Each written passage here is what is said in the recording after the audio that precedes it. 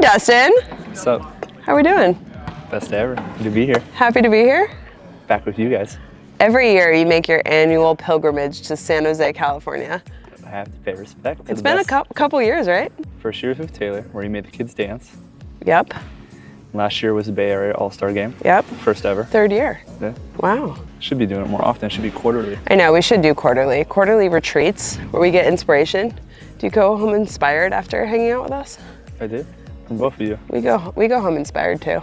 It's a good collaboration. I like it because you guys have been doing it for so long. So you've been in the weeds. We and have. you feel it. Saturated with those pain points from parents Totally. and kids. Totally. But the thing I like most about you is you guys are creative, you think out of the box. And as far as I've been around you guys don't really get attached to problems, you just find solutions. We try to. Gleefully. Sometimes I get attached to problems. I like to get really attached to the problems though. Yeah, but then you're like headbutting it through. Yeah, Like you're like yeah. a karate master. Totally. I like to run through a brick wall. I'm all about a good run through a brick wall. Yeah. Any questions for me? What's some of the most recent wood that you've splintered with your head? What problems have you been solving? Currently, I think of like my list of people that I want to, like this. I'm just like, I think that I'm running into a lot of people that don't like what I'm doing, you know? That is.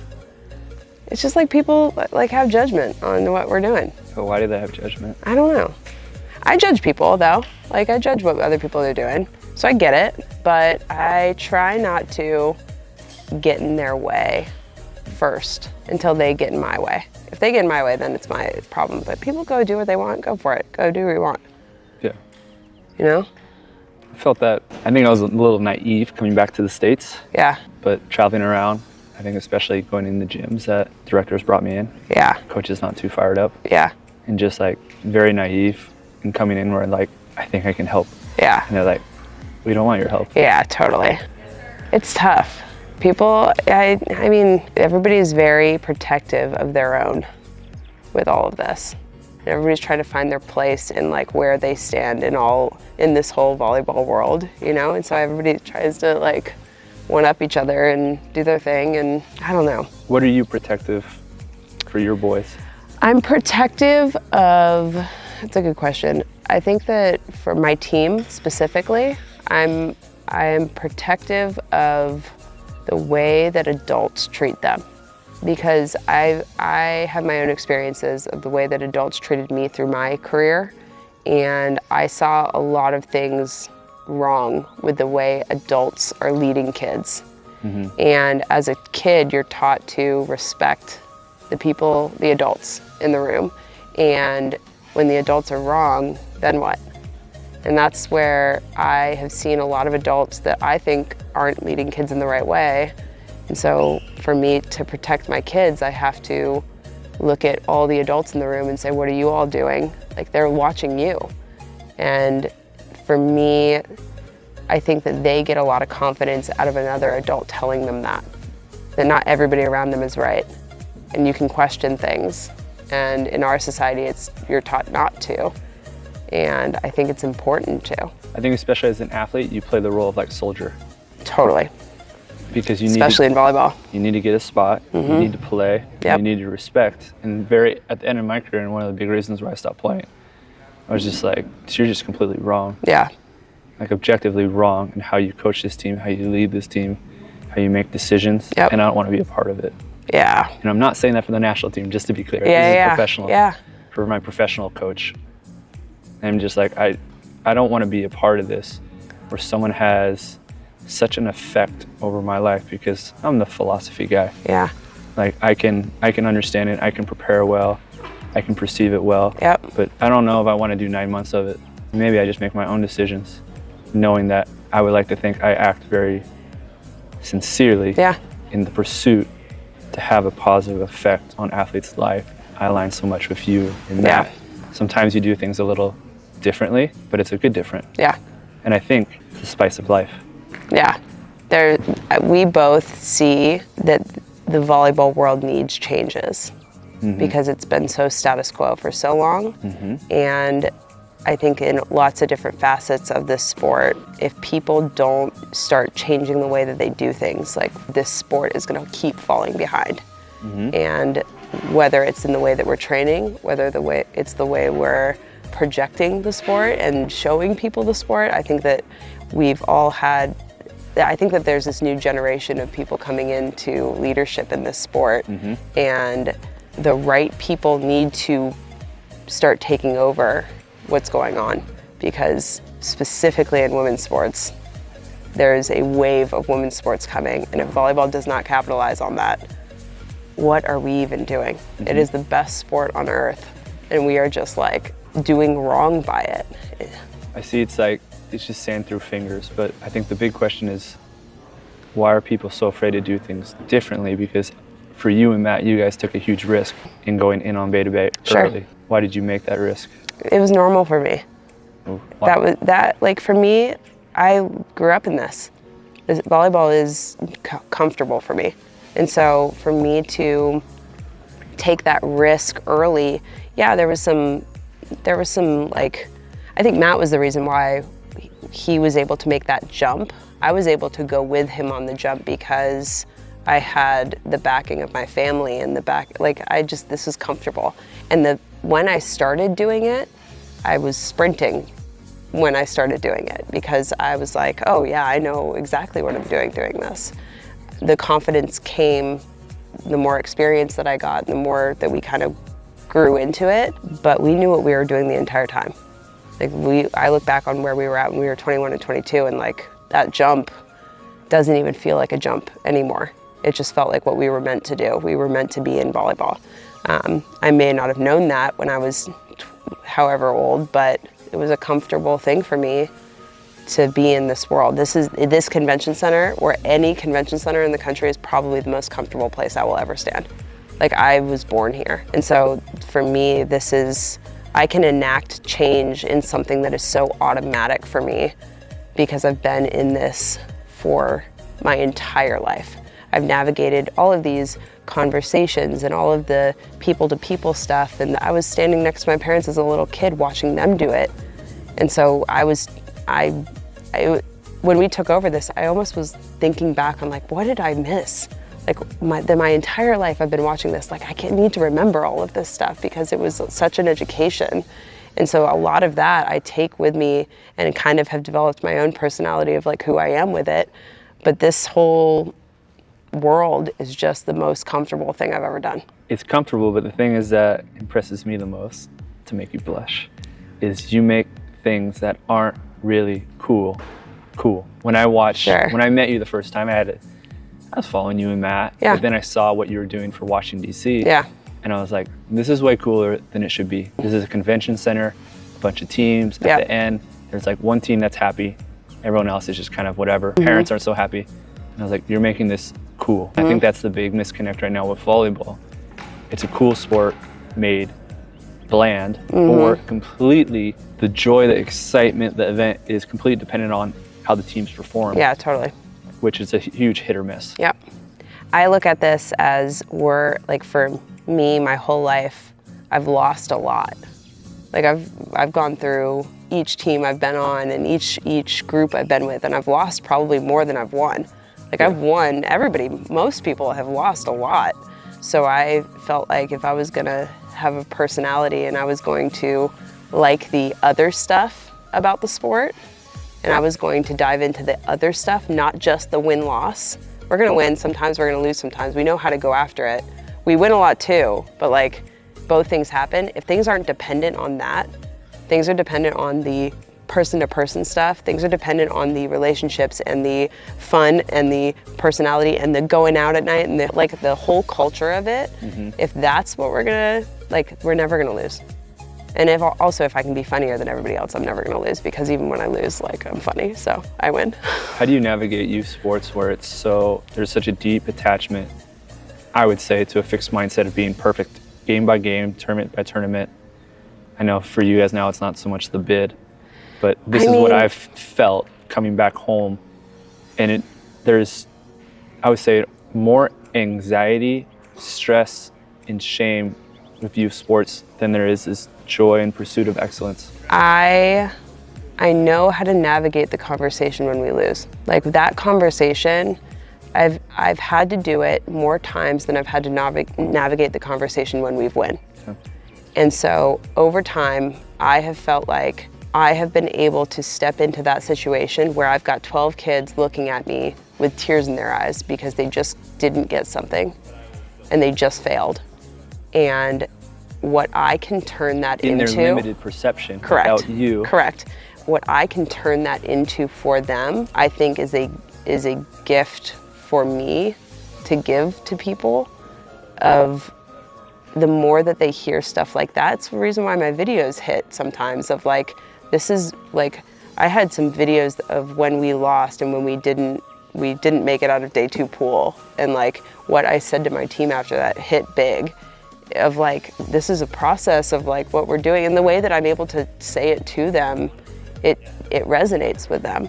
And I think that I'm meant, it's funny because as I say that, I feel like I'm meant to give the speech of a loser, like, and I'm not trying to do that. Like, I know how, like, we compete at a very high level. We win times too. Yeah, totally. Lose. I got a good one today. But like, I don't plan any of this out. It's just like, this comes from a real place of like, we're gonna win at times and we're gonna lose at times. That's just what sport is. And like, there's no way around that. And like, figuring out how to get them to love each other and to like really develop this like real connection with people is something that I have spent my whole life wanting to do. And if I can give a little bit of that to them, like, and I see them doing that, like, this is great. Yeah, because I mean, your whole thing is culture. Yeah. And these are your kids. Yeah. And so it's unconditional love. Yeah, whereas totally. I see, and it's not bad because I've been there too, but I think that just a lot of people are very unconscious, and it's a conditional love that we need to win, we need to get the bid, we need to get the gold medal, and if not, I'm gonna go get another athlete and you're off. Totally. And I don't care, but you need to get this for me. This is a conditional relationship. For sure, and there is a part of this, like, I don't wanna say that everything in me is just totally this holistic, like, I'm gonna take care of you no matter what, everything's great. Like, yes, there's a part of sport that is cutthroat. There's a part of competition that you fail and you don't get what you want. There's repercussions of that, and like, that's part of life. But there's also a balance there, that the balance isn't talked about with the people that are cutthroat. The cutthroat people are just ride or die, that's it. Like, this is how it is, and like this tough mentality, but there's no love behind it. And there's no real, like, you can have both. You can be a competitor and you can love people at the same time. And like, there are a ton of people that don't understand that balance. And it's the balance that I think that I was taught at such an early age of, like, you have to be okay with all of it. Every single part of your life, the balance has to be there, or you're never gonna get what you want. And so for me, I'm trying to give them balance of, like, there are times where I'm gonna get after you. We're gonna have a tough practice and we're gonna really get after it. And there are times where we're gonna have the best time ever. And we're gonna just go out and have a grand old, but there's going to be a balance of it. And when there's too much of one, we've got a problem. We joke about it in our family all the time. I say you have to have a healthy balance of green juice, modern medicine, and Jesus Christ. And if you have no balance, or you are too hot on one of those things, you are a crazy person. And if you go way too into modern medicine and you have no green juice, you've got a problem. If you go way too into Jesus Christ and you have no green juice or whatever, like all of that, like, you've got a problem. But like, if there's a balance of all the things in your life, you're gonna be okay. If there's no balance in sport, in your life, in all of these things, we probably have some problems. And I have to check myself on it. I have to look at myself and be like, man, my balance is off right now. When I'm in the convention center, my balance is probably off. Like, I am so heavy into this world, and there is a world going on outside. We go into this world and we're like, oh my goodness, like, everything is going on in this world and that's it. And I walk outside and I'm like, man, people in Congress are out fighting for laws, and people are going, like, there's a whole world going on outside here that the zombie apocalypse comes, and what am I gonna do, hit a couple volleyballs at them? Like, that's it, that's all I can do. You know, like, there's no, we have to have this balance in everything that we do. and we'll be okay. But that's what I like about you, and I think with the content is you're able to empower these athletes to go outside of here and use what they've learned here through competing and through failure to be better. 100%. Rather than, I would say, this false dichotomy of like you're a winner or you're a loser. And then they go out there, same thing, they'll hit a roadblock, loser. And they don't have these tools to be like, oh, I just failed this time. Whereas failure, it's like, okay, as some sports, we're not pursuing failure, but how we perceive it is something great to teach her. It's an opportunity. It's a way for me to get more creative, to be more intentional, to be more purposeful. For sure. And then in my experience, it's like all my lessons have come through like a dark point. Lonely point. Break up with my girlfriend. I'm not winning. I'm getting benched. I think my career's over. And I just sit there. And I've commented this recently. It's not like I'm like courageous. I'm just like too dumb and stubborn and afraid to not be Dustin Watten volleyball player. So I find a way to evolve, and just like a video game, I level up and I don't look back. I mean, I hope that my kids get some of that. If they can get some of that, we're good. I think with you and Matt as parents, they're gonna be all right. I mean, I really do. If they can get a little bit of that, great. What's the secret sauce for you in watching athletes develop throughout your club, average athletes becoming great athletes and going on to have great collegiate careers outside of them being super physical, potentially like a Taylor Averill? What do you see in these like? I mean, we get both. We get the kids that are going to go off and play. We get the kids that are not going to go off and play. Like that's boys volleyball. Like that's just the numbers wise. The high level kids that we have, I don't know. I think that the goal is for them to be trained in a way that's not going to hurt them. Like we're trying to help them. We're trying to, I mean, obviously all of our coaches do things differently in the way that they do things. We don't have our coaches do one thing only and that's it. And so we raise these kids doing one thing the entire time. They all have a bunch of different coaches and they learn lots of different things. I think that the goal is for them to take the culture with them. What are they taking? Well, I had drop time shorts. I had Travis Turner call me maybe a year ago. He called me. I had 3 kids go to OCC from our club. And he had called me and said, I just wanted to let you know, your kids have more fun than everybody else. And I was like, man, that's such a good compliment. That is exactly what I want to be hearing about our kids. Like my kids will go off and they will create an environment that I want to go have fun doing this. They are not going to be stick-up kids. They are not going to, they're gonna have some balance with it. Of like, we are gonna go and try and have a good time doing this and we are gonna go hard after it. They're gonna work their butts off. And some kids work their butts off and some kids don't. Like that happens in our club for sure.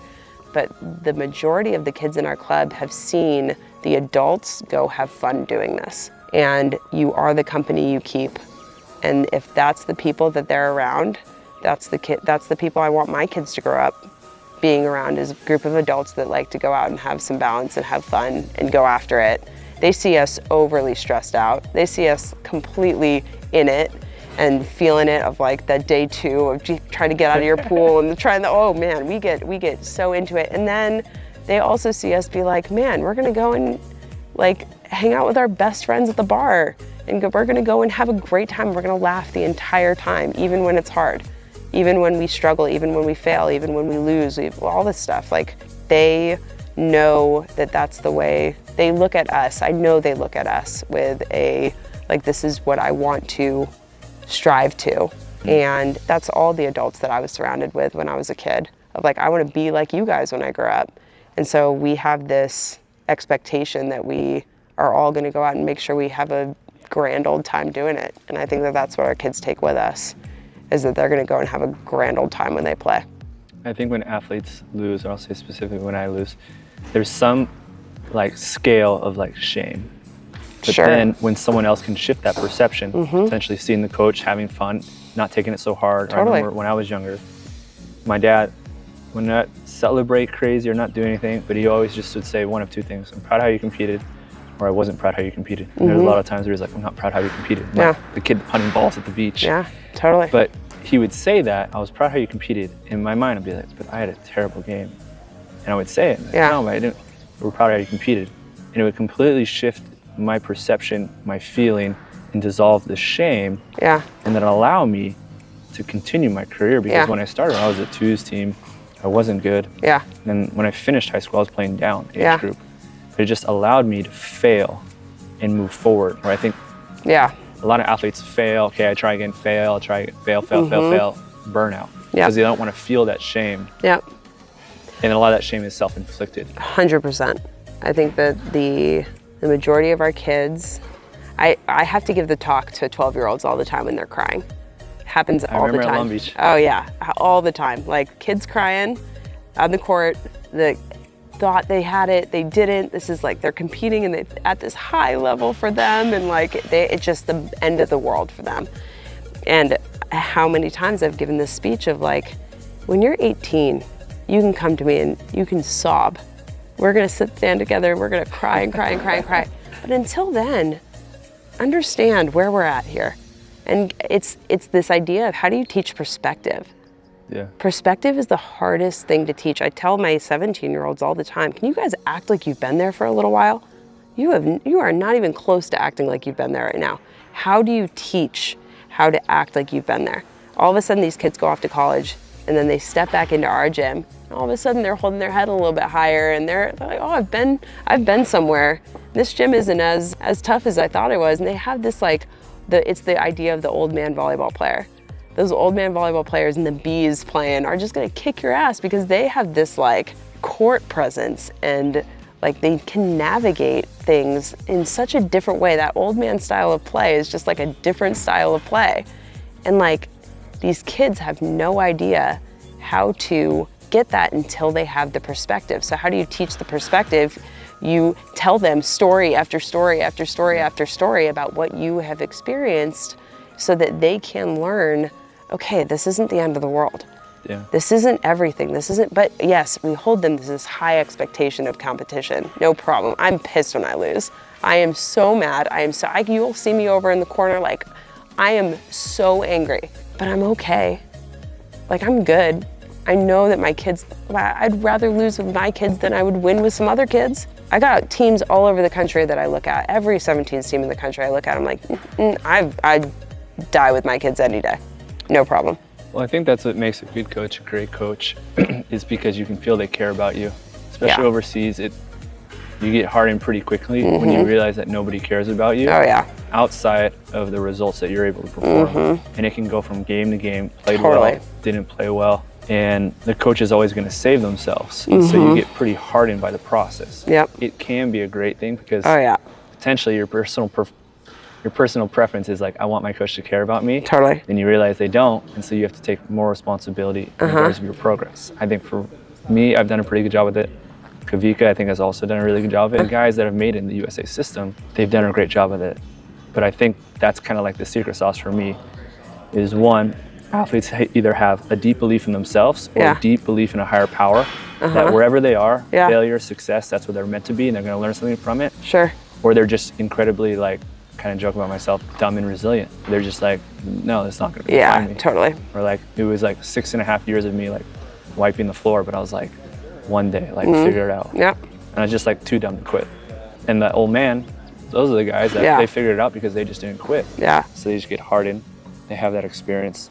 They have that belief. They have that presence where they're not going to freak out where that young teenager is. Totally. I mean, it's the age-old conversation for all of us of like, how hard do you be on kids? How hard do you go after kids? Like, should we be teaching to harden them? Should we be teaching to make this great emotional experience that is just like kumbaya? We love each other.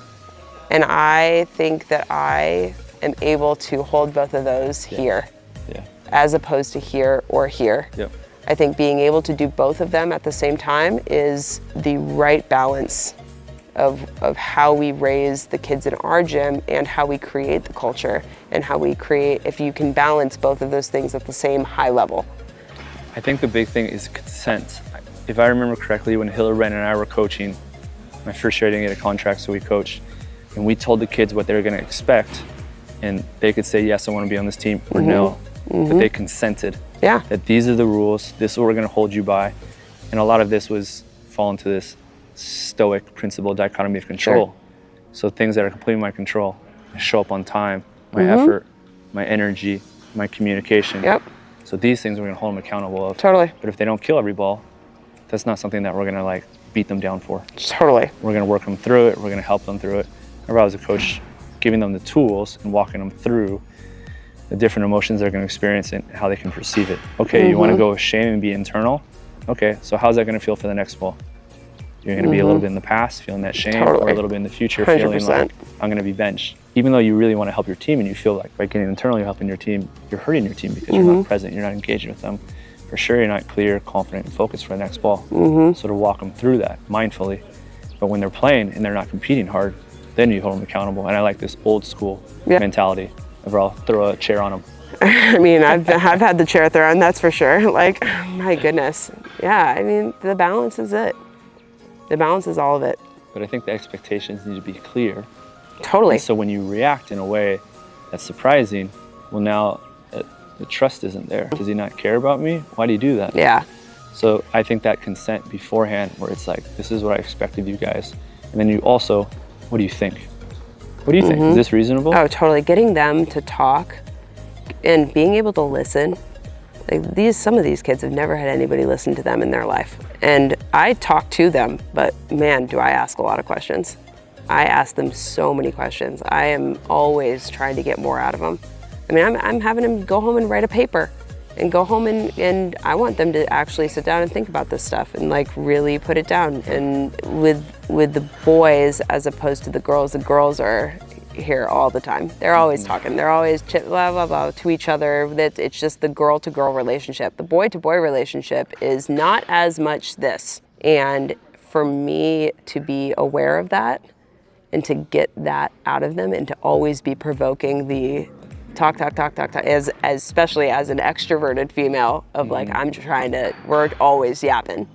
And if I can get them to give a little bit more on that verbal, like I'm able to understand more. I'm able to see where they come from, and then they get comfortable talking more. And then they want to talk more. And then I'm not even asking them to talk, and they're just coming to me on everything. And so that stuff is, I mean, it's important to me as a coach. How do you deal with kids who act out assuming, because I was this kid, that acting out is coming through insecurity? How do I deal with them? I was them. Yeah. So I just tell them exactly who I was. And it has become one of my biggest superpowers is how awful I've been. Like how much of a piece of that I have been. Yeah. It's become one of my biggest superpowers. Some of the failures that I've had and some of I have ran against walls so hard, and it's become the best thing that's ever happened to me because my perspective now is, okay, I've learned my lesson on this, and this, or I failed and other people failed me. And now I can give to kids what I needed. It's all this healing of everything of like, man, I didn't get this. When I was struggling and when I failed a drug test and when I this or when I that, like I didn't have an adult standing with me asking like, are you good? Like, are you okay? It was just this, like, you're bad, you're bad, you're bad, you're bad. Like that's what that's what the bad kids went through of like this shame instead of actually a like real sense of like, I'm gonna walk you through this. I'm gonna be the adult that is helping get you to a place of like, I know you're gonna fail because you're a kid. The adults in the room are the ones that have this like immense expectation. They need to have this immense expectation of like, your job is to help these kids. It is not to prevent them from failing. Yeah. Your job is to be there and to help catch them when they're falling, not to push them down and to push them down further when they fail. And there's so much of that stuff going on, so much of what I went through, that has become my biggest strength in all of this, is that I was that kid. I was the one that was going through the stuff, and I was breaking the rules, and I was failing, and I was doing all the stuff. And so for me to have been that kid, it makes me the adult that I am now. Yeah. One of my favorite post-game handshakes. Do you know Matt Saran? He played at Stanford. I wasn't friends with him at the time. We shook hands and he said, "You're a piece of shit." Yeah. And I was in college. Totally. A lot of that came from insecurity, but not trying to place that off. But I was going to show everyone that like I was the man. Yeah, I was totally. the cool guy. That 100%. I was better. I was going to curse. I'm going to talk shit. I wore a headband. 100%. And then eventually maturing, I look back and I could feel it. This is through insecurity. This wasn't actually who I am, who I want to be. And to be able to see that in other athletes and then just like let them feel it as well. Totally. I mean, that was what, I think that there's still a part of me that leans towards that. Even with the way that I teach my kids of like how to respect people, how to go about their life, I still like that high level of competition, and I like chirping. I like going after people. I like opening up my mouth. I like doing that stuff. Maybe it comes from insecurity at times, but it mostly comes from, let's speak up. And even if somebody else thinks you're a piece of shit, you might not be a piece of shit. That's their opinion of you. When I was in college, I was a piece of shit. Right, totally. And then when I played, I was a piece of shit too. But I think there's a big difference in reacting and response. Totally. Where consistently when I was in college, I was reacting to one-up someone. Totally. Where now, I think, especially living in like villages after towns overseas and reflecting, it's more of a response with this thought of increasing the space between stimulus and response. I can still be a piece of shit if I want. And at the end of my career, I'd still kind of talk through the net. Yep. But like, it was my decision and choice rather than something that just came naturally through a place of lack. Yeah, mature competition is what I'm trying to teach my kids, for sure. Yeah. A mature way, and my kids they're not there yet. They're not totally, I got a team together of like Mason was setting, Will Rotman was on the outside. I had like a good team together against them. They're kicking the out of them. And their response was so bad, just like couldn't get it together. They were in a hole, and it brought out the worst version of them in practice. And if I can teach them a little bit of how to respond to those moments in a better way, in a mature way of like, oh, you want to go? Let's go. Even if I'm losing, okay, let's go. We're going to compete at the highest level here. That's the maturity that I'm trying to get the 17-year-old boys to figure out earlier rather than later. And this is kind of going back to the national team, like what I see in guys. I think, looking at the NCAA this year, I think Ethan Chaplin, even though he's undersized, I think he's going to have a great professional career because that's how he responds. Yeah. I think with Mason. Yep. And then, I don't know why I'm forgetting his name, the UCLA setter. Rowan. Rowan. I think these three guys, like, just seeing, I like to watch and see what athletes do, how they respond when something doesn't go their way. Where they're like, yeah, let's go. What did you think about Grand Canyon this year? It was good. I like Camden a lot. I like Nick. They played kind of like an older team where it's like us versus the world. Totally. And that's what Alan did. Alan's changed a lot with coaching. Yep. But when I was there, it was literally us versus the world. Yeah. On Friday we would lift, and then we would do circuit training where you had 3 positions. You were doing exercise as hard and as fast as you can, doing as many reps. You were spotting that guy, so he makes sure that he does as many reps possible without letting him rest, or you're yelling the entire time. Yep, that sounds right. And that was like the women's team was doing it too. But that was the MO, and and when we do these like kind of team building activities, it was like this deep trust and bond where it's like us. Yeah.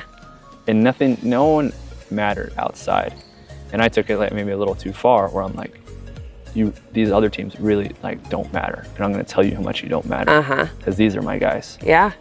So, there's a part of that is so healthy though. As much as I identify a lot with the Long Beach culture of volleyball. Yeah. Like I really do. There's so much about that, the loyalty and the just like when you're in, you're in. Yeah. And like I love that about like being a part of a group of something. It's culty, but it is so fun to be a part of. No matter what it is that you're doing, if everybody's like really getting after it, I love it. There's balance though, that I bring that perspective to it. And I'm like, okay, we can do that and we can also do the other things really well too, as long as there's balance. I'm a Long Beach homer. I grew up in Long Beach. I only want to go. Yep. But the thing where I get so confused at, and it's kind of helped me navigate some of the outside perspective on what I'm doing, negative perception, is when I look at Alan and Nick and McKay. Those guys care so much about their guys. Yeah. And especially when I was there, I got in trouble, and they ripped me. Yeah. Alan ripped me. But then the next day, he hit me to his house, said, "This is my house. Yep. When you do things like this, you put my family in jeopardy. Yep. You need to take responsibility for his actions." Put his arm around me instead of kicking him off. I know a lot of guys that they make a mistake and they're off, and that's gonna further fuel that insecurity of why they did that thing. Yep. And that was me in college. I was really insecure. Alan saw through that. Of course, he had to punch me, reprimanded me. Like in this situation, I was like crying in front of my team. But he put his arm around me. He's like, "We're gonna learn from this," and I'm so grateful he did. Yeah. Because if not, I probably would have gone down a really bad road. Totally. So that's the one thing I think. It's so surprising me to see how much hate Long Beach gets when they're doing such a great job innovating the game and taking care of their players. But going back to this point, I think there needs to be some of this grit and kind of like attitude in sport, at least for one guy, because momentum's a real thing. When you're down, you can get that kill, and that guy does something. Real thing. It snaps everyone out of the thinking Mason mind. Briggs is the reason that happened in the semifinals. Yeah, it snaps everyone out of that thinking mind, and they're like, "That's our guy." Yeah. Oh, that was so sweet. Yeah. And then you slowly forget all the mistakes and all the trauma or this potential terrible future where you're gonna lose. Yep. And for that instant moment, you're like, "We have this. We can do this." Yeah. Thomas Jeske is one of my favorite teammates. Vika does a good job of it too when we play together. Because we were just like, when we were there, that first team was so good. We were just trying to find any way to win and to really push them, to make them feel uncomfortable, to yell. Yeah. But Thomas Jeske is one of my favorite guys because he keeps it straight. He's gonna tell you what he wants to do. Because there's, I think, this big mindful movement, and I love being mindful, but not necessarily competing. Like, let's get after it. Let's kick. Totally. Let's compete. Let's go as hard as we can. Yep. Let's celebrate, and if we can, let's dominate this other team. I stand in the middle of all of it. That is where I know how many facets of this there are. Yeah. And I don't look at anybody and I'm like, "Man, your way is completely wrong." There's all of these people that are in this sport, like they're bringing something here, like they're able to do this at a high level. There's a difference between the high level and the low level and all the levels here, but I think that they're the major players in the sport here they all bring something to the table, and if you can be in the middle, it's why Matt's so good. Like Chad and I joke on our podcast, we joke about how Chad is the brains and I am the comedy and Matt is the business in the middle. And the reason why we all believe that Matt is the best coach in our club is because he brings all of it. Like, and I tend to lean towards the people to people stuff solely sometimes, and I could be a little bit more technical in the way that I'm training the game. Chad goes in the technical direction and he could lean towards the other part a little bit more. Matt goes in the middle and he's able to communicate both at a very, very, very high level. And so I think we are all striving to be in the middle. Matt's the best one in our club of doing it, but. What's nice, you guys have a synergy, and what I like about the coaches here is everyone is open to a better way. Totally. Prove me wrong. And that's the goal. 100%. Because for me and how I came to my conclusions on principles I believe are really important and the concepts underlying those is I just saw patterns in all these liberos across the nation. In Asia, in Europe, in North America. Interesting. Using my discernment, do these things work? Interesting.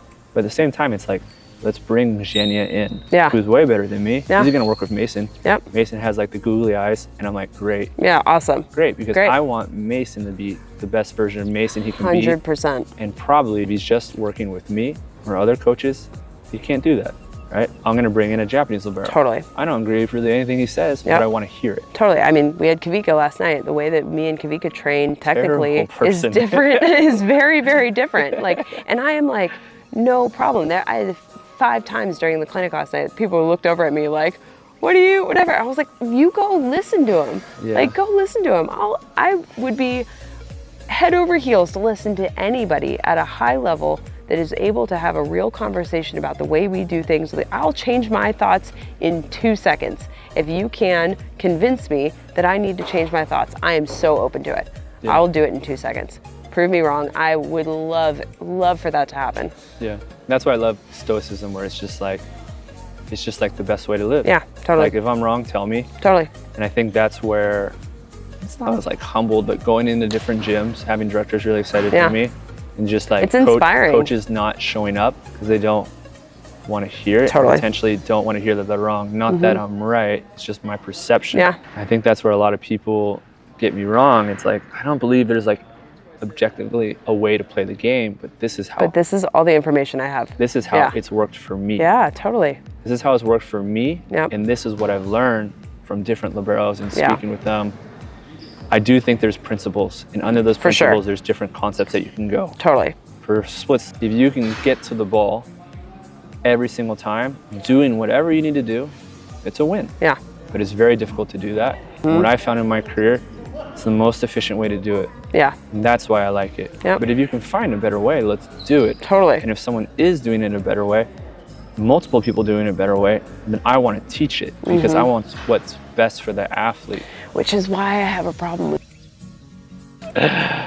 Yeah, I mean, I don't know what they teach. I think probably it's not good to make assumptions. I'm assuming that article is about me.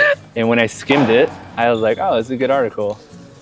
And then when I reread it, I was like, oh, this is like an article probably attacking me. And maybe they feel attacked by the stuff that I write, but I don't know how they teach. Yeah. I just know how I was taught in my subjective experience using these concepts that have been passed down potentially generations to generations. It's not like I want to attack anyone. I believe everyone can win. I don't believe by someone losing, I'm gonna win more, nor do I necessarily want to achieve that. Unless I'm on a court competing against another team. Correct. And there's gonna be a winner and there's gonna be a loser. Correct. Then I want you to lose. I have played the game of volleyball too often and lived my life too often where someone needs to lose for me to win, and I don't like that version of myself. Sure. And I believe business can be done where multiple parties can win. Parents, athletes, coaches, directors, and then whoever I bring in or myself. Totally. And that's what I like about you. I just believe like I have champagne bottles like Dave Portnoy does with names of my enemies on them that I'm ready to pop when they fail. But even like, and again, like it's a lot of reflection, not because like I'm so smart or wise, it's just like because I've failed so many times. Yeah. Especially in my perception of life and white knuckling. Yeah. My journey through sports, and I look back on that and I don't want to be that person where I need to kill someone, they need to lose, and then I win. And at the end of the day, I'm standing by myself. I'm the winner. Correct. With no community around me. Right. It should be about the athlete, and there's different ways to help the athlete. I feel it too when I see people on social media and they post stuff. I'm like, that's not right, and it potentially will hurt the athlete. But the more I think about it, I don't want to speak about it because it doesn't give me any joy, and it doesn't help them by speaking against their best pursuit of coaching, teaching, and leading. I look at it a little bit differently because I think that when I see somebody who's wrong, if I show a light on it, at times, everybody's going to be split on you. They're either gonna like you or they're not going to. Yeah. And sometimes when I call attention to the hate or the wrong, the people that hate me already hate me. The people who like me a whole lot more because of the way that I have gone about things. And I have been taught in our society to the music. I was like, whoa, I have been taught to keep my mouth shut. Yeah, but I think in this situation, there's a lot of people that are, and I like it, a lot of people that are consciously being malicious. Yes. Where in my situation, when I see this stuff, is people... It could be or it could not. If people are doing their best to sincerely put forth their knowledge, the best way to teach the game. Let's say they use my name.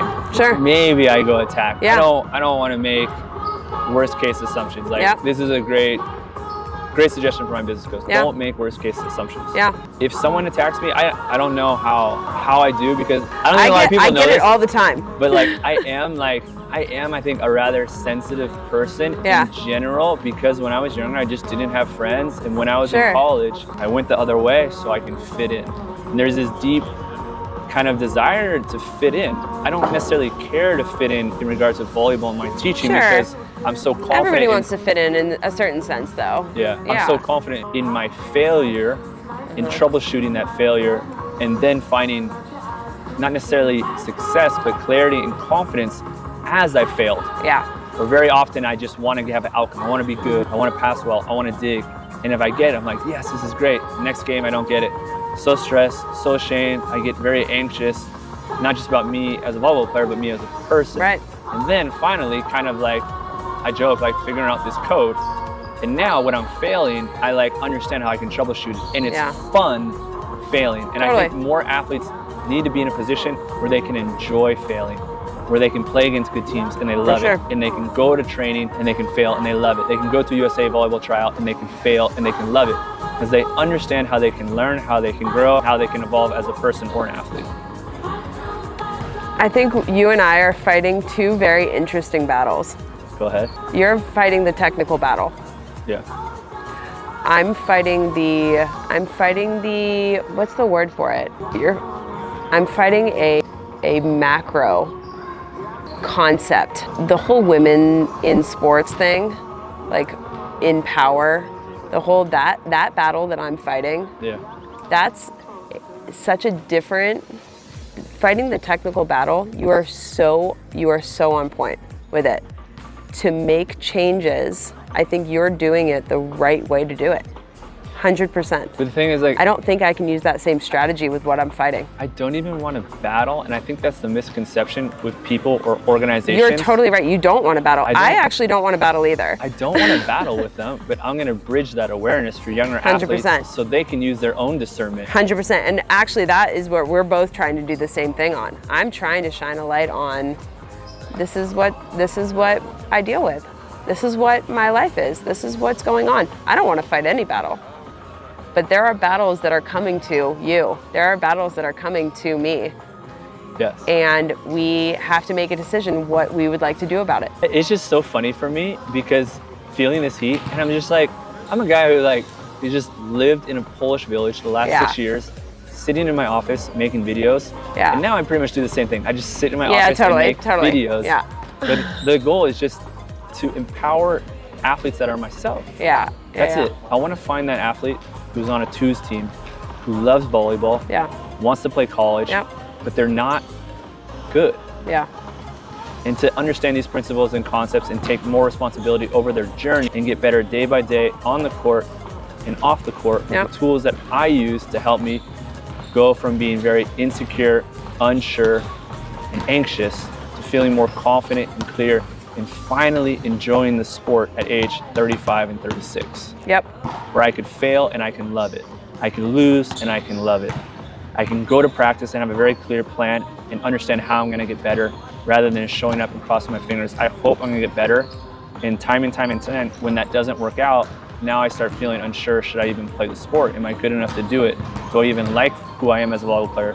Can I feel comfortable with who I am as a person? And if people don't want to do that, then that's fine. It's so funny. It seems to me like your ethos of what you're doing is inspiring every kid that wants to grow up and be a pro athlete. The ethos of what I'm doing is I'm trying to inspire every kid that wants to grow up and coach.